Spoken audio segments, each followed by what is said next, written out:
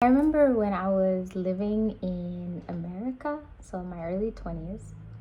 Right now I'm 28, so like around 22, 23. I'm an immigrant woman, right? So my parents sent me from Haiti to live in the US, and they always drilled books, books. No one can ever take your education from you. You know, I have some tea here. Grab some tea because this is gonna be a juicy conversation. No one can ever take your education from you. Make sure that you work really hard, work really hard. And in so many ways, it's true, right? Because as immigrants, we literally go to the US in order to have better opportunities at life, in order to have an education. But the consequence of that type of teaching is that we learn to value things, accomplishments, degrees over people, over love. And the danger with that as a woman, particularly as a Black woman, is that, well, let's look at the stats. Like 1 in every 4 Black women in America actually ends up getting married. That's insane, right? Because if you say that you care so much about the Black family, one of the ways to actually change that dynamic is through marriage and through union and through bringing families together. And you know, I look at myself now and the way that I operate and the way that my mind is. So if you guys been following my journey, then you know that I'm engaged. And I love my fiance like so much. But also I see how much of a challenge it is for me to be receptive of receiving love. Something about chasing the American dream in America as a Black woman makes you feel like you can just be independent. Like you can do whatever you want on your own, push people away, because at the end of the day, you just need to be successful. And as I'm traveling the world and seeing the dynamic of other women in Bali, in Haiti, in Africa, and how much value they place on marriage, how much value they place on relationships, how much value they place on being interdependent rather than independent, it really makes me feel like America is such a toxic place for Black women.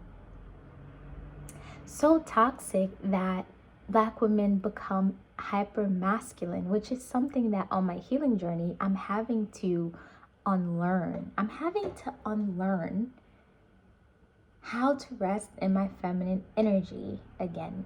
And it's such a challenge, right? Because if you grew up in America as a Black woman, most likely you're hyper masculine. Like it's without a shadow of a doubt. And what that means is, you know, for me at least, I was always chasing things, chasing accomplishments, always wanting to fix things. I wasn't comfortable with resting in my hard feelings and my hard emotions. I wasn't comfortable with being vulnerable. I pushed away relationships because, well, that's for later. Hypermasculinity, always in my head rather than in my body, always thinking rather than being. And the result of that for me was so much anxiety and depression, because it's not our natural state as women to be so masculine. And so my healing journey, that's literally something that I had to unlearn. And it's such a hard experience, right? Because if you're still in America, you're still in the environment that is creating the disease and the discomfort. It's so hard to actually step into your feminine energy.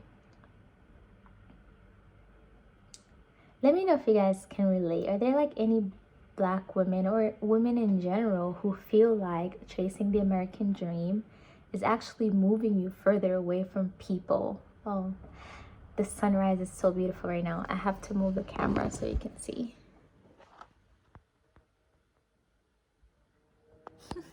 Actually, it's more of a sunset, you know? And speaking of sunsets, living in America, it kind of teaches you that pausing to look at the sunset, or staring at the moon, or smelling a flower, or doing the simple things in life is a waste of time.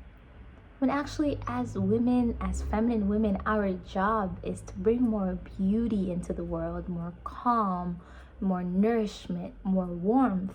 But we're taught that those things are subordinate, right? They're not good enough. They're not successful. And so everyone, and both the men and the women, are operating. Sorry guys, I'm trying to adjust my light. Both the men and the women are operating in hypermasculine energy. I'm going to tell you guys this story about, it's not even a story, this is an experiment. It's called the Utopian Experiment, and you can Google it and read about it. So they took rats and put them in what would look like project houses. Okay, you know how a project house looks. And they gave these rats everything they needed. They gave them perfect food, perfect water, perfect fancy homes to live in. Like, it was a rat utopia, okay? Like the perfect place for a rat to live. And little by little, they started observing the rats and seeing that they became extremely matriarchal. So what that means is the women started running the society. So normally rats are patriarchal, which means the men run the society. So they became extremely matriarchal. The moms started having babies and neglected their children. They started fighting each other and killing each other off. The rats that lived in the really fancy area of the project building spent their time grooming themselves. They weren't involved in the fights or anything. And in the end, every single rat died. And I just can't help but to think that when I look at the Black community in America, because we are moving so far away from valuing family and valuing love and valuing the dynamics of a union and a marriage, and instead us as women, we're like chasing the bag. And don't get me wrong, right? Because I know some people will misinterpret this as me saying that women should not strive for success or education or money. Of course we should. But why should it be at the expense of love? Why should it be at the expense of femininity? Why should it be at the expense of our mental health and well-being? So for me, like, the American dream, in order to obtain, or as I was working towards obtaining the American dream, I sacrificed my mental health and became depressed. I sacrificed my mental health and struggled with anxiety. I sacrificed my femininity and became hypermasculine. You know, I sacrificed my ability to be receptive to love in the name of being independent. I sacrificed friendships and showing up for people in the name of being successful. Why? For the American dream? I think leaving America was the number one best thing that I could have done for myself as a woman. And now that I'm out, it's been about 3 years or so, and I'm still healing from the trauma, the shared trauma. And I'm so grateful as an immigrant to have even had the opportunity to study in America, to learn how to speak English, a language that is so common all over the world. But this dream came at a cost that I may be spending the next few years of my life trying to heal and trying to fix. and it's just not worth it. So I'm so grateful that at this age, 28 years old, that I gave up on the American dream, but it's always going to be a part of me.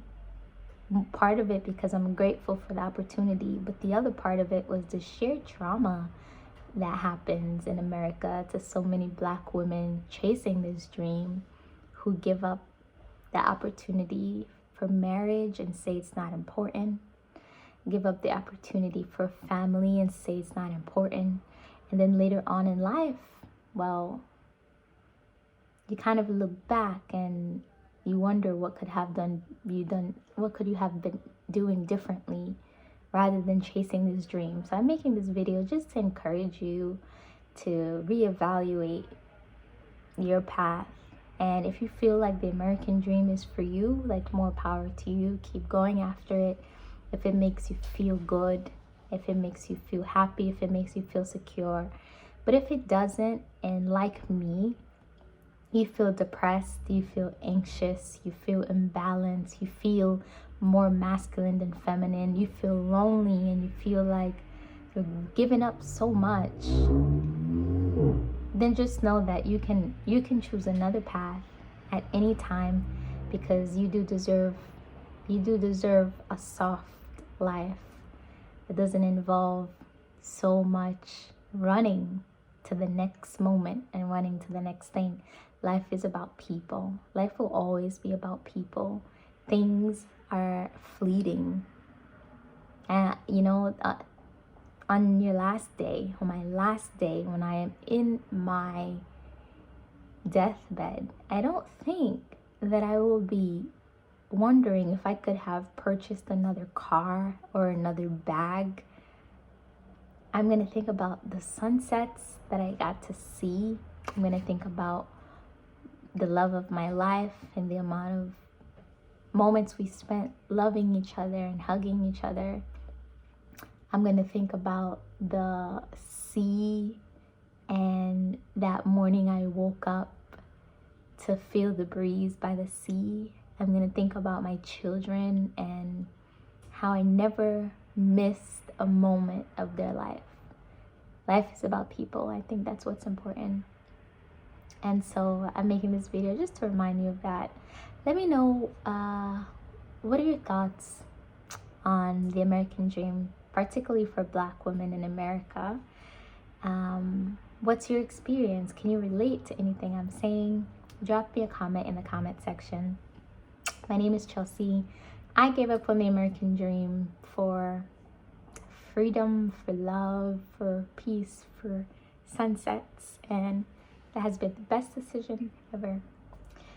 Make sure to subscribe. Until next time.